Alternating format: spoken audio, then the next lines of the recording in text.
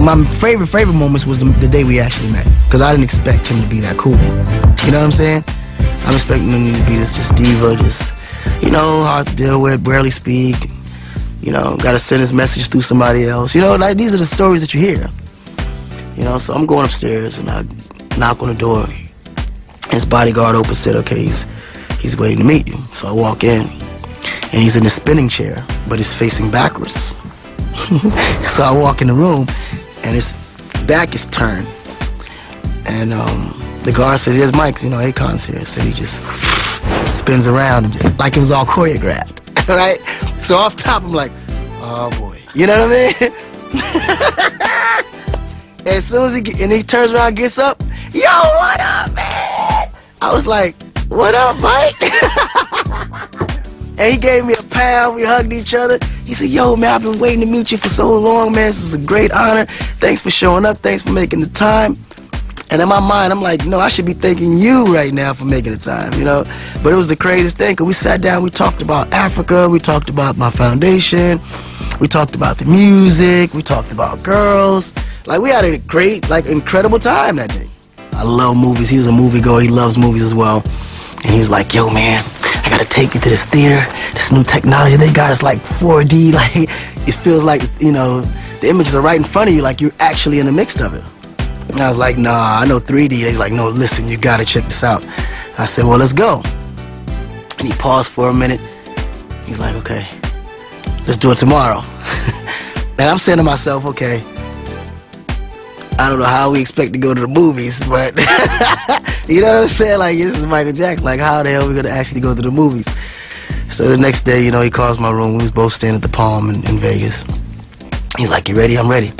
I was like, yeah, let me get dressed. But at the time, I thought he was just joking. I didn't think he was really. I thought he was gonna probably just rent, you know, we go through the back late night or something. This is broad daylight. So he grabbed the kids. They looking normal. Mike comes out. He has his disguise on, you know.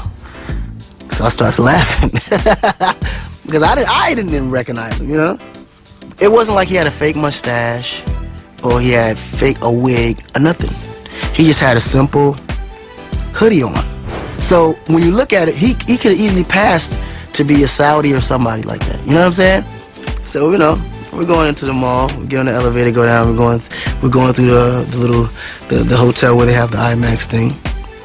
And as soon as we walk in, all these kids start coming running towards us, you know?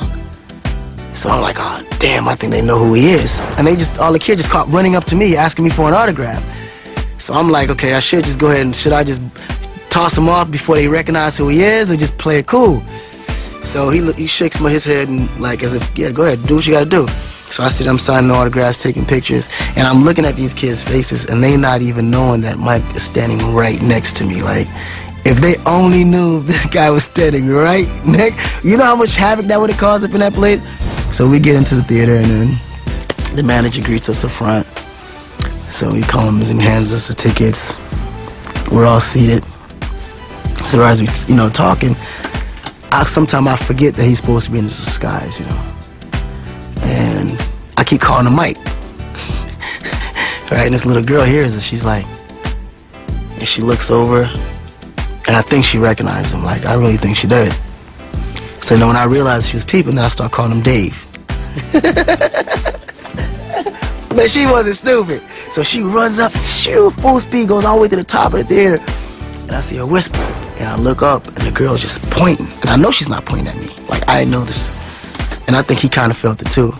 So right before the movie was over, we just all got up and started walking out. But by the time we got to the car, everybody in that place knew that possibly that could have been him. It was just the funniest thing, man. He was extremely funny, you know, he tells jokes, he laughs a lot, he just like a lot of our memories in the studio was a lot of it work because he was so focused on trying to get the right material out that we didn't really play around in there. You know what I mean? Like, we talked, but we rarely joked. Because at that moment, regardless of what we was doing then, let's get serious. And let's really do what we came here to do. He was never satisfied. Like, we might have passed up ideas that I know for a fact in my heart was smashes. He'd be like, nah, we gotta come up with better. We gotta come up with something better. I'm like, Mike, you can't get no better than this. What do you mean? No, trust me. If we can create this, we can create better. So it was over, and I promise you, as soon as we create something better than that, he'll say, we can do better. So we can never do better. Because his expectation was so high, and I think that was one of the main reasons why it took so long for him to create a project and him to be happy with it.